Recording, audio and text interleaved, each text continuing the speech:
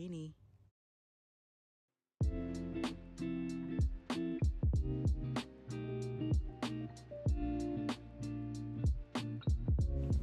Hey everybody, welcome back to a brand new video, and of course we're just gonna get right into it.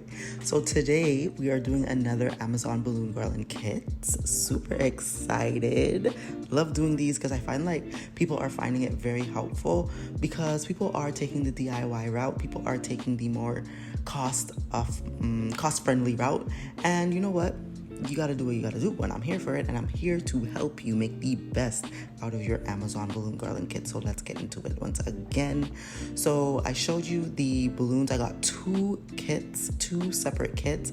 I also purchased this wall decal off of Amazon as well, just to add to the setup.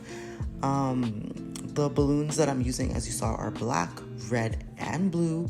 Each balloon kit comes with 100 and something, like 105, 110. I can't remember, but I will put the balloon kit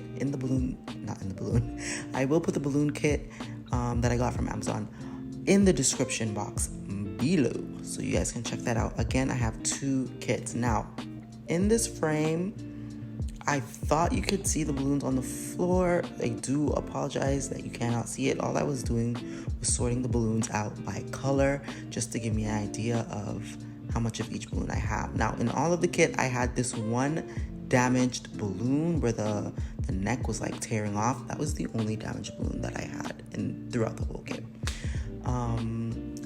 Earlier, you saw me get rid of the glue dots that they add into the kit, and also the balloon strip. Throw those away. You do not need those. Okay, they don't work very well, and if you want to, get the best out of your garland, get rid of them suckers. Okay, so obviously right here you can see me blowing up my balloons, and I'm making clusters of 4. Alright, so I just got finished inflating all of my balloons. It's not like a large amount of balloons, but it's a good amount of balloons to get something done. So let's do it. I'm gonna go ahead and combine to make clusters of 8 as opposed to clusters of 4.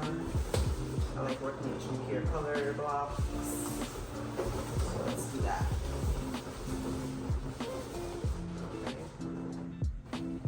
So going in to make the base, I was going to tie the necks together, but the necks were so tight and I just wasn't gonna fight with these balloons today. So I ended up using a different method that you guys will see.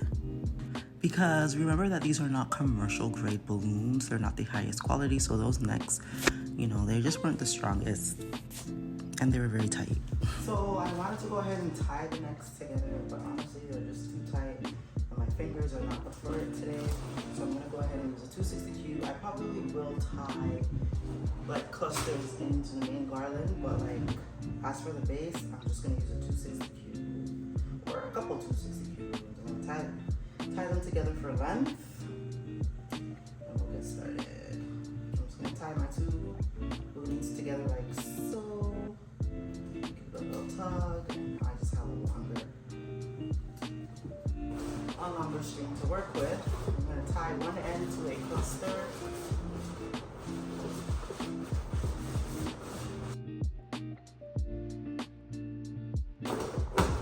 Okay, I'm gonna take my tail end.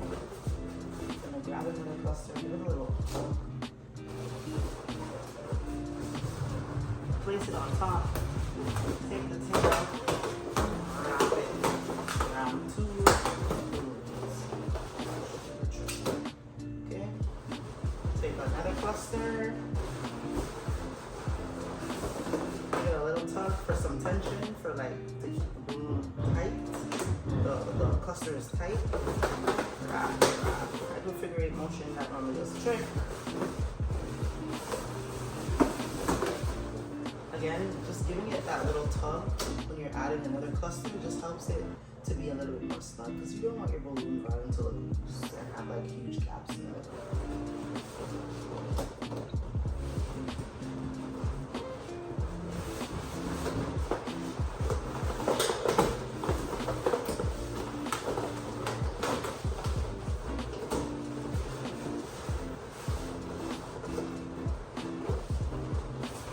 This is an option, there's nothing wrong with it.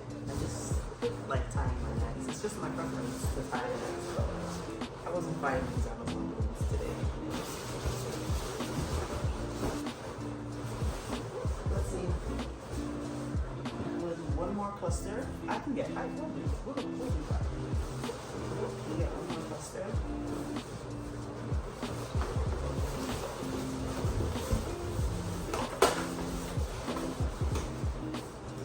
Tie it in so that it doesn't unravel.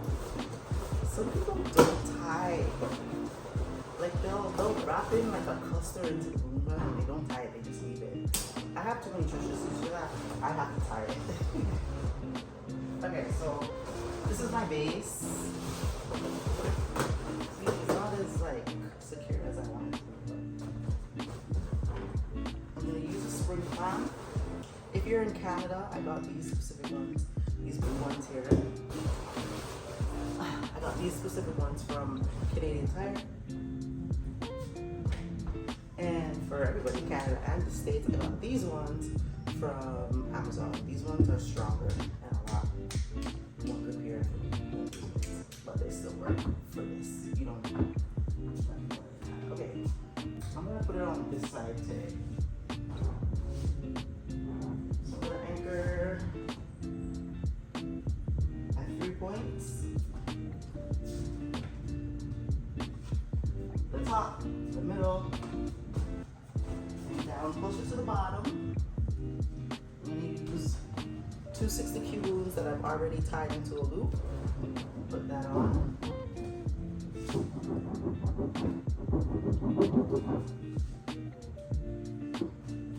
And I'm going to grab my base,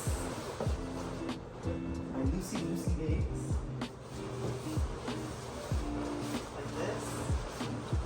Attach the bottom.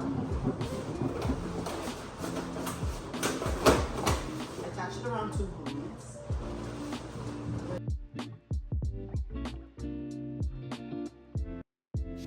So I'm just attaching it also in the middle and at the top, of course, and I'm just gonna play around with it a little bit so that blue piece can lean over nicely, and we're gonna get started. So I did use a 260Q for the base again, but I am going to try and tie in these clusters. So this is the part where you're just adding cluster by cluster to the garland to create a desirable shape. The more you play with it, the more you'll get used to just creating what you have in your mind. Or sometimes you just go ahead and you just start putting clusters together and you see a shape coming and you just run with it. So back to the quality of these balloons, like those necks will pop. That's why I originally used the 260Q, but I was still working with it. I was still able to get them tied. Throughout, I did have some balloons deflate on me and I had some necks pop on me, but we made it do what it do. And overall, the balloon garland came out fine and it's still standing. So go ahead, keep adding those clusters in one by one. Take a step back, look at where it's going. If there's something that you don't like, you can always cut it out. Like I did right here. I did that a couple of times. Like, you're gonna have that. Step back, take a look at it. If you see a piece somewhere that you don't like, easily remove it and add it back somewhere else. As I mentioned before, like the balloons, there was a point when I was making the garland where like the balloons just seemed to be almost giving up on me. Like some were deflating, the necks were popping, things were unraveling. But like that is what you get with lesser quality balloons at the end of the day. But you can still work with them. Like I was still able to complete the garland, as you guys will see, and like it will last. I'm actually doing the voiceover like 4 days later and I still have the garland up. I haven't taken it down yet and nothing has fallen apart as yet. So it is doable. It's doable. Yo, you guys see how these balloons had me stressed? I am telling you, these balloons had me stressed, but like I said, it is doable, child. A few tips, like if you're gonna use an Amazon balloon kit, I wouldn't recommend you using it outside because you know those outside elements can get a little cray. and your balloons will pop like crazy. They will. So if you are going to use Amazon Balloon Kit, I would recommend doing indoor setups. If you consider yourself to be a professional balloon stylist, I would recommend that you don't use Amazon Balloon Garland, because you don't want to give your paying customers cheap balloons. Like, that's not cute. So I'm adding in here the 5-inch clusters. I'm using an elastic band. I loop that elastic band around a balloon, and then I'm going to use the elastic band to loop it into the main garland. Now, with all those poppages and all that was going on, these are the balloons that I had left over. These are the balloons that I did not use. Now, onto the Spider-Man decal that I added. It comes like a puzzle. So what I did is I cut the pieces out so I can lay it out on the board to see if one, it would fit, and just to know where everything goes. Here we go, we're all set. And then I peeled it off and stuck it right onto the foam board. Foam boards are from Dollar Store, or the Dollar Store. All right. So with this decal, like, it's another option. It's another method that you can use to make a cutout, like, as opposed to doing like a print to cut on Cricut, or sending your picture to get printed at some type of shop and then having to go pick it up. Like, this is an easy way that you can do. If you have a decal that you could find, go ahead, because it is vinyl, so it is good quality.